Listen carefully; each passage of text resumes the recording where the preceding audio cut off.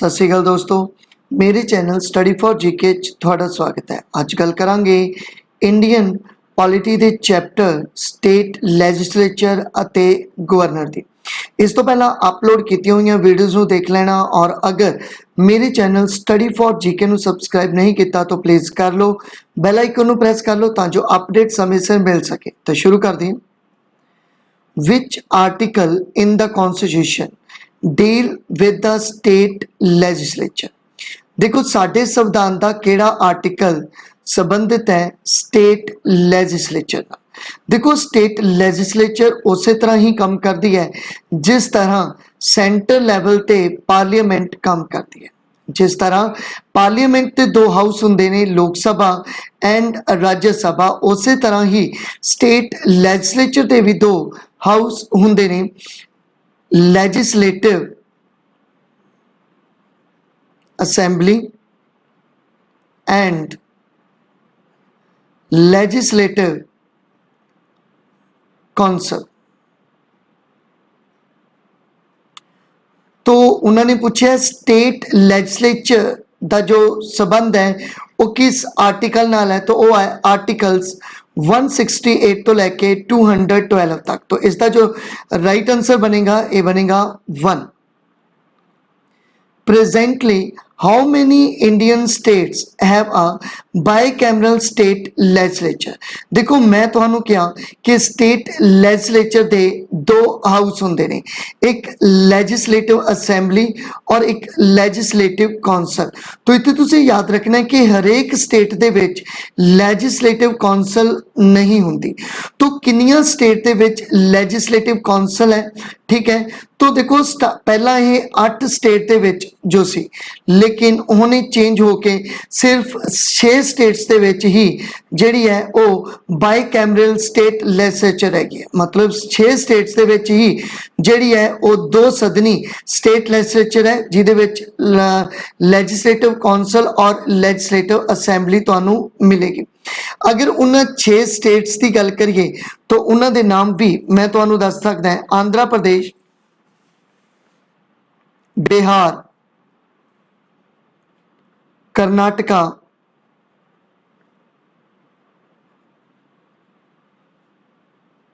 उत्तर प्रदेश, तेलंगाना,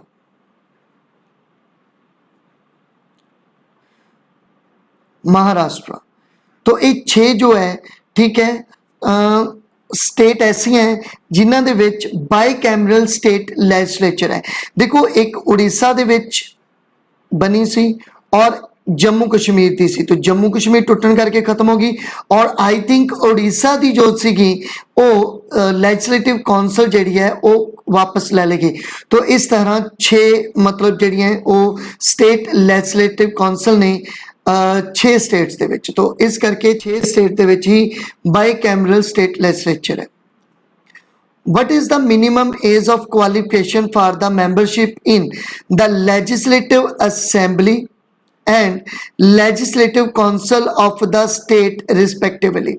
देखो legislative assembly अते legislative council दे विच member बनने लई कितनी उम्र चाहिए है। तो देखो लैजिस्लेटिव असेंबली की गल करा तो ये लोक सभा की तरह होंगी है, और लैजिस्लेटिव कौंसल की गल करा तो ये राज्य सभा की तरह। अगर लोक सभा की गल करिए तो ये मिनीमम एज होएगी 25 और राज्य सभा के मिनीमम एज होएगी 30। तो उस तरह ही लैजिस्लेटिव असेंबली के विच मैंबर बनने लई जो उम्र है वो 25 साल चाहिए है, और लैजिस्लेटिव कौंसल दे विच मैंबर बनने लई उम्र चाहिए वो 30 साल। तो इसका जो राइट आंसर बनेगा ये बनेगा 10। Who among the following in the state legislature decide whether a bill is a money bill or not? देखो स्टेट लेजिस्लेचर दे विच कौन डिसाइड करता है कि कोई बिल ए मनी बिल है या नहीं है, तो ये डिसाइड किया जाता है स्पीकर ऑफ लैजिस्लेटिव असेंबली वालों। तो इसका जो राइट आंसर है ए 1। सेम उस तरह जिस तरह लोक सभा का स्पीकर ये डिसाइड करता है कि कोई बिल मनी बिल है या नहीं है।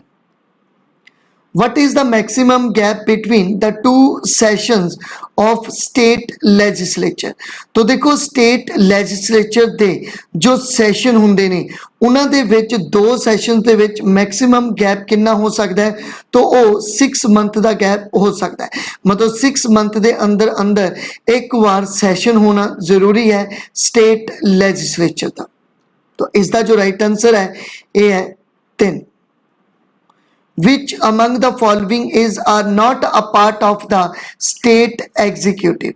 देखो आपा हमेशा ही जो है वो यूनियन एग्जीक्यूटिव पढ़ते हैं, तो यूनियन एग्जीक्यूटिव दे विच किहड़े-किहड़े मैंबर शामिल होंदे ने?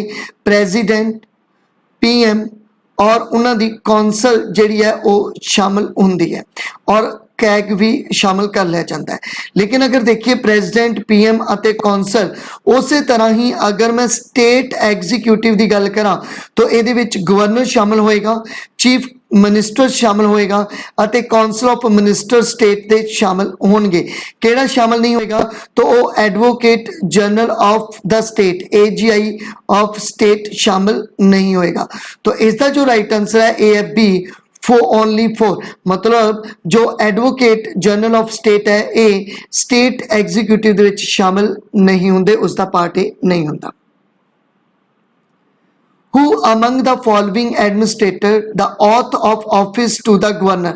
देखो गवर्नर नू जो एडमिनिस्ट्रेटिव ऑथ है, जो सौ है वो किहदे वल्लों चुकाई जाती है?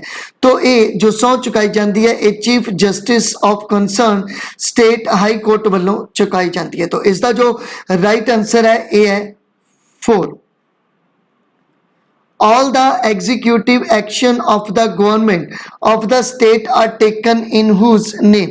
देखो जिन्ने भी स्टेट दे एग्जीक्यूटिव काम है, एग्जीक्यूटिव एक्शन है वो किस दे नाम ते लिते जाते हैं? तो वो गवर्नर दे नाम ते लिते जाते हैं। तो इसका जो राइट आंसर है ये है 2। देखो जिस तरह सेंटर लेवल ते पावर हुंदी है प्रेजिडेंट दी, उसी तरह ही स्टेट लेवल ते जो पावर हुंदी है वो गवर्नर दी पावर हुंदी। Which article deals with the governor of the state? तो देखो गवर्नर दे नाल साडे संविधान दा केड़ा आर्टिकल संबंधित है? तो वो है 153 तो लैके 167 तक का। तो इसका जो राइट आंसर है ये है 1। और अगर तुहानू पार्ट पूछना है तो part 6। Among which of the following are appointed by the governor? देखो गवर्नर वालों केड़े डेजिग्नेशन अपॉइंट किते जा सकते हैं स्टेट लेवल ते? तो कि वो एडवोकेट स्टेट किया जा सकता है, एडवोकेट जनरल ऑफ स्टेट, या चीफ सेक्रेटरी ऑफ स्टेट किया जाता है, या वाइस चांसलर ऑफ यूनिवर्सिटीज? तो ऑल ऑफ दी अबव है, ये सारी ही डेजिग्नेशन गवर्नर वालों अपॉइंट किए जा सकते हैं। The Constitution does not have the provision to impeach. देखो साडे संविधान दे विच किस नू इंपीच करन दी प्रोविजन नहीं है कि? तो वो है गवर्नर। देखो साडे संविधान विच गवर्नर नू इंपीच करन दी प्रोविजन नहीं है कि। तो इसका जो राइट आंसर है ये है 3। देखो तुसी इत्थे समझ सकते हो कि गवर्नर नू अपॉइंट किया जा सकता है बाय प्रेजिडेंट, गवर्नर नू इलैक्ट नहीं किया जा सकता। तो गवर्नर इलैक्ट नहीं हुंदा, इन्हां नू जस्ट अपॉइंट किया जाता है वो भी प्रेजिडेंट वालों। अगर पूछ लैन कि किस आर्टिकल दे अंडर ने निर्धारित किया गया कि प्रेजिडेंट जो है वो गवर्नर नू अपॉइंट कर सकता है, तो वो आर्टिकल है 155। आर्टिकल 155 दे अंडर प्रेजिडेंट गवर्नर नू अपॉइंट कर सकता है। The money bill can be presented in the state assembly with prior recommendation of। देखो मनी बिल जो स्टेट असैम्बली दे विच इंट्रोड्यूस हुंदा है ये किस दी रिकमेंडेशन ते जो है वो प्रेजेंट हुंदा है? तो वो हुंदा है गवर्नर ऑफ द स्टेट। तो इसका जो राइट आंसर है ये है 1। तो गवर्नर ऑफ द स्टेट दी रिकमेंडेशन ते ही स्टेट असैम्बली दे विच मनी बिल जिहड़ा है वो पेश किया जाता है। which of the following power does not proceed by the governor? तो गवर्नर इन्हां विचों केड़ी पावर नूं इस्तेमाल नहीं कर सकदा, तो वो है डिप्लोमैटिक पावर। तो इसका जो राइट आंसर है ये है 1।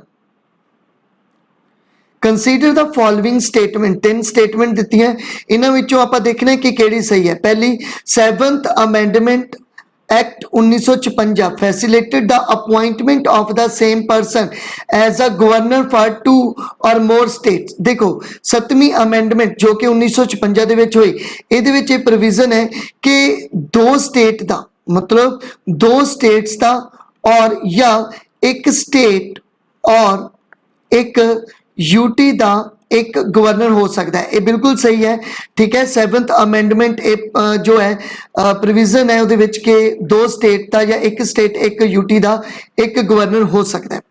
then governor is the chief executive head of the state, बिल्कुल nominal head ਦੇ रूप ਵਿੱਚ ਕੰਮ ਕਰਦੇ ਨੇ governor, ਇਹ ਬਿल्कुल सही है। and part 6 of the constitution is deal with the state legislature, तो ਸਾਡੇ संविधान ਦਾ part 6 संबंधित है state legislature ਨਾਲ, तो ये भी बिल्कुल सही है।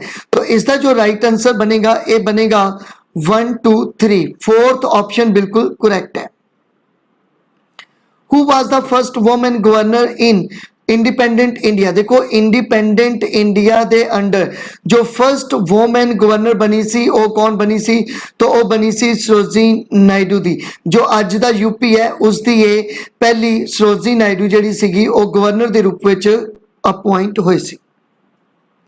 Legislative assemblies member are elected by, देखो लेजिस्लेटिव असैंबली दे मैंबर इलैक्ट किए जाते हैं डायरैक्टली, तो डायरैक्टली इलैक्ट किए जाते हैं लेजिस्लेटिव असैंबली दे मैंबर, जिस तरह लोक सभा दे मैंबर डायरैक्टली इलैक्ट किए जाते हैं बाय द पीपल, उस तरह ही लेजिस्लेटिव असैंबली दे मैंबर भी डायरैक्टली इलैक्ट किए जाते हैं बाय द पीपल।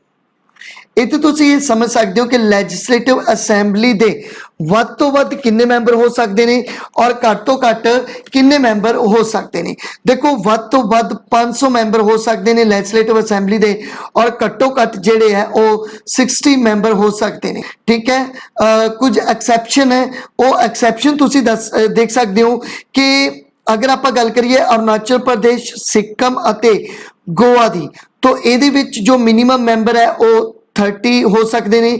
मिजोरम की अगर मैं गल करा तो मिजोरम दे विच जो है वो मिनिमम मैंबर 40 जो है वो हो सकते। नागालैंड दे मैंबर 46 हो सकते हैं। देखो इत्थे मैं तुहानूं कहा कि लैजिस्लेटिव असैंबली के जिहड़े मैंबर है वो डायरैक्टली इलैक्ट किए जाते हैं, पर कुछ एक्सैप्शन है कि सिक्किम अते नागालैंड दे मैंबर इनडायरैक्टली इलैक्ट किए जाते हैं। तो ये एक्सैप्शंस भी तुसीं इसदियां याद रखनियां। तो इस क्वेश्चन का जो राइट आंसर है A 1। Legislative council members are elected by, तो देखो लेजिस्लेटिव काउंसिल ये सेम काम करती है राज्य सभा वालों, ठीक है। तो लेजिस्लेटिव काउंसिल दे मैंबर या राज्य सभा दे मैंबर इनडायरैक्टली ही इलैक्ट किए जाते हैं। तो इसका जो राइट आंसर है ये है 2। Which amendment allowed same person to be appointed as governor of more than one state? देखो एक तो ज्यादा स्टेट्स का एक गवर्नर हो सकता है। एक किस अमेंडमेंट द्वारा निर्धारित किया गया? तो ये 7वीं अमेंडमेंट द्वारा निर्धारित किया गया जो कि 1956 दे विच हुई सी। Who among the following is a nominal executive head of the state? तो देखो nominal head of the state कौन होता है? तो nominal head होंगे ने गवर्नर। देखो नॉर्मली अगर गल करिए तो nominal head हो गए गवर्नर, लेकिन अगर क्वेश्चन आ जाए real head of the state कौन है, तो real head of the state ने CM. Which model was followed to appoint governor? देखो गवर्नर नू अपॉइंट करने लई इंडिया दे विच किस मॉडल नू फॉलो किया जाता है? तो वो कैनेडियन मॉडल नू फॉलो किया जाता है। तो इसका जो राइट आंसर है ये है 1। Governor submit resignation letter to whom among the following. देखो गवर्नर अगर अपना रेजिग्नेशन देना चाहते ने तो अपना रेजिग्नेशन किसनों सबमिट करवाएंगे, तो रेजिग्नेशन सबमिट करवाएंगे प्रेजिडेंट को। तो इसका जो राइट आंसर है ये है 1। Executive action of the state government are taken in whose name. देखो जिन्ने भी स्टेट गवर्नमेंट दे एक्शन है, एग्जीक्यूटिव एक्शन है, वो किस दे नाम ते लिते जाते हैं, तो वो गवर्नर दे ही नाम ते लिते जाते हैं। तो इसका जो राइट आंसर है ये है 2। Governor can nominate how many member of state legislative council. देखो स्टेट लेजिस्लेटिव काउंसिल दे अगर मैं गल करा तो गवर्नर किन्ने मेंबर नॉमिनेट कर सकता है, तो वो 1/6 मेंबर नॉमिनेट कर सकता है स्टेट काउंसिल दे मेंबर। देखो जो गवर्नर 1/6 मैंबर नॉमिनेट करेगा ये कित्थों आएंगे, ये आएंगे क्लास तो। क्लास का मतलब की देखो क्लास दे विच सी का मतलब है कोऑपरेटिव सोसाइटीज,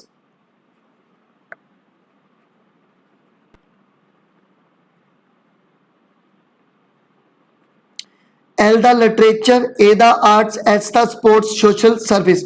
तो इन्हां सारियां तो कुछ मैंबर जिहड़े है वो नॉमिनेट किए जाते हैं गवर्नर वालों लैजिस्लेटिव काउंसिल दे विच। देखो लैजिस्लेटिव काउंसिल दे मिनिमम मैंबर 40 हो सकते हैं, ठीक है। और 1/3 मैंबर जो है लैजिस्लेटिव काउंसिल दे विच 1/3 मैंबर जो है वो लैजिस्लेटिव असैंबलीज दे वल्लों आएंगे।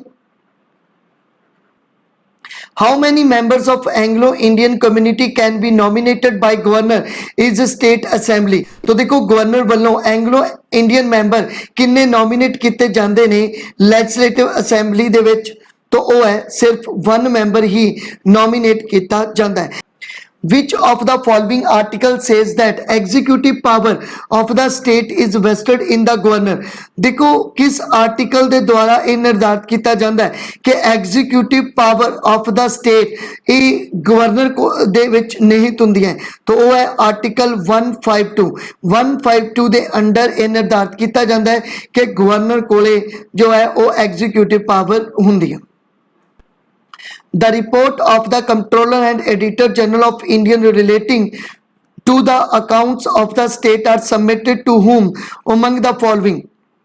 देखो कैग जो अपनी रिपोर्ट सबमिट करवाएगा, ये रिपोर्ट किसनों सबमिट करवाएगा, तो कैग अपनी रिपोर्ट सबमिट करवाते ने जो स्टेट लेवल दी है वो है गवर्नर नो। तो इसका जो राइट आंसर है ये है 2। Who among the following can remove the governor of the state from office। देखो वैसे तो गवर्नर का जो टर्म है ये 5 ईयर की है, लेकिन ये अपनी जो है वो प्रेसिडेंट की इच्छा के अनुसार ही जो है गवर्नर बने रहता है। लेकिन प्रेसिडेंट ही एक ऐसी अथॉरिटी है जो गवर्नर नू अपनी पावर अपने अहदे तो रिमूव कर सकती है। तो इसका जो राइट आंसर है ये है president. The period of governor is, मैं तुहानू दस्सिया कि जो पीरियड है गवर्नर का ये 5 ईयर का हुंदा है, लेकिन ये उदों तक कंटिन्यू उस समय तक अपनी पदवी ते रहंदे ने जो तक प्रेसिडेंट की इच्छा होएगी। तो continue during the pleasure of the president. इस क्वेश्चन का जो राइट आंसर बनेगा ये 3 बनेगा। The chief minister of the state is appointed by the, देखो चीफ मिनिस्टर की अगर गल करा तो जो सीएम है ये इलैक्ट होके आंदा है, और इलैक्ट होने तो बाद जो इसनू अपॉइंट किया जाता है तो अपॉइंट कौन करता है, तो इसनू अपॉइंट करता है गवर्नर। तो इसका जो राइट आंसर है ये है 1। तो thank you for watching. Please मेरे चैनल स्टडी फॉर जीके नू सब्सक्राइब कर लो, बेल आइकन नू प्रेस कर लो ताकि अपडेट समय सिर मिल सके, और इस सीरीज दी वीडियोस नू देखने लिए मेरे नाल जुड़े रहो। तो थैंक यू।